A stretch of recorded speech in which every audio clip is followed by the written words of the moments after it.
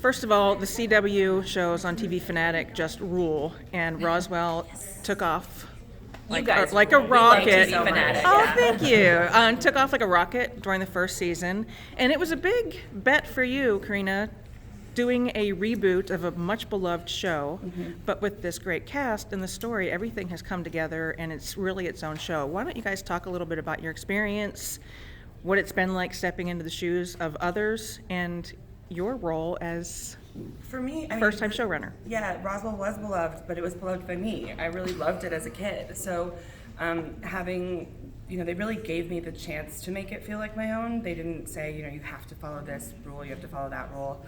And I kind of just took it and ran with it and made it ours, not just mine, but like really, tried to take this cast that I think is one of the best casts on TV and give them the sort of the space to do what they do best. Yeah.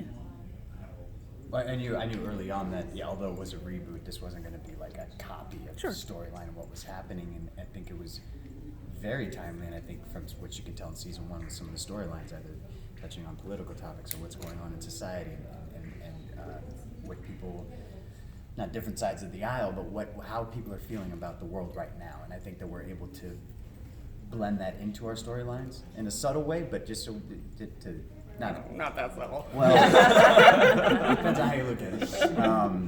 But I like that we're able to do that, and we continue that in season 2. Do either of you have anything to add? Yeah, well, I think it was a win-win. I'm back on CW, which has been my beloved network for years, and I love aliens, and I love Amblin, and it was, getting to shoot in Santa Fe, and it is all good. It worked out for me. Yeah, it's a topic that I've always been fascinated by. I remember I was talking earlier about going to Roswell when I was a kid, and I remember seeing the little alien body and all the pictures of UFOs, and so for me, this is just full circle, and here we are. And I can't let you go without talking a little bit about the romances and what's coming up for season 2. Is Kyle going to maybe find himself a little action outside of pining away for Liz? And we have Maria, who's in the midst of 2 extraordinarily contentious she's got a little ships. spark with Michael, and she's like,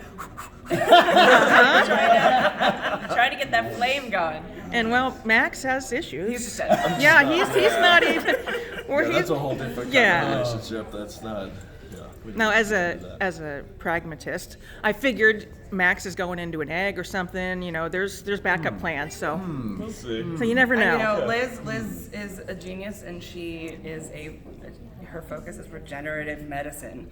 So, it's a science fiction show. There's some science and there's some fiction. That's a science fiction romance too, with the science. And what about Kyle? Where are we going to see? Kyle will have a love interest. Steph, played by Justina Adorno, so she comes into the mix, and I think I was saying this earlier, but she leads all the guest stars and all the recurring characters that we have coming into our world that really, enrich our storyline. And so, Kyle will have another love interest. Yeah, and I think that for Maria, we didn't want to write her as like a foil to someone else's romance. She's got her own story and her own, complicated relationships with Michael and with Alex. And we really dug into that scene, I think. And then there's Max and Liz, who are, doomed. And a surprising fan favorite, Maria is taking our world by storm. So great job. Well, that's You're winning great to hear. hearts Thank and you. making friends everywhere. We were sad because the trailer came out and Maria's not in the trailer, but I think it's just because it's all very, very special and very secret. Very top secret. But yeah, we've got a lot of Maria this season. It's a lot more than last season. It's fun. That's awesome. You guys, thank you so much. Thank All right, you. thank you.